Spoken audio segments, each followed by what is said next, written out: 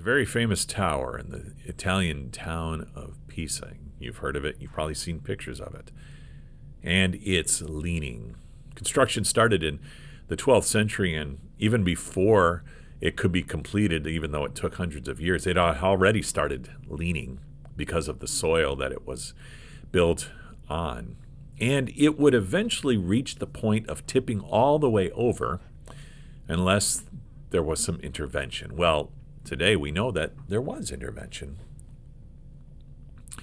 And the tower, while it's still leaning over, is no longer moving. There is no fear really anymore of it falling over because of the intervention. And that reminded me that we all reach a tipping point and in our lives and in the things that we do. And if there is not some kind of intervention, we will fall. Jesus experienced this. There came a point in his ministry where he reached the tipping point with a lot of his followers. He had been doing many, many miracles of healing the sick, giving sight to the blind, even raising the dead. But when he started talking about his death and his resurrection, most people only heard the death part, and many people started to become very afraid.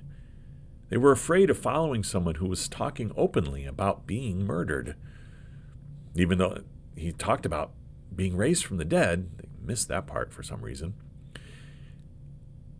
Even his disciples had, I would call, strange reactions to it. And one of those is in Mark chapter 10. James and John hear Jesus talking about his death and resurrection, and their reaction to that changed the subject. Well, Jesus, could we be in your kingdom, sit on your right and left at the seats of power?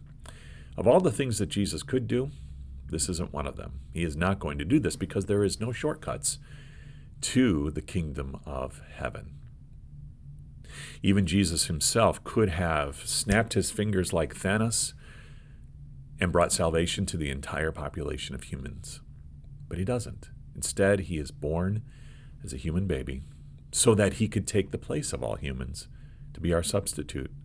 He lives perfectly so that we could get his righteousness by faith. He dies on the cross to forgive all the sins of all people of all time. He rises from the dead so that we too will rise from the grave one day, and he ascends into heaven with the promise that he's going to come back and take us to be with him forever in heaven. But in the meantime, he calls all of us to live the same kind of life, a life of service and a life of love for other people.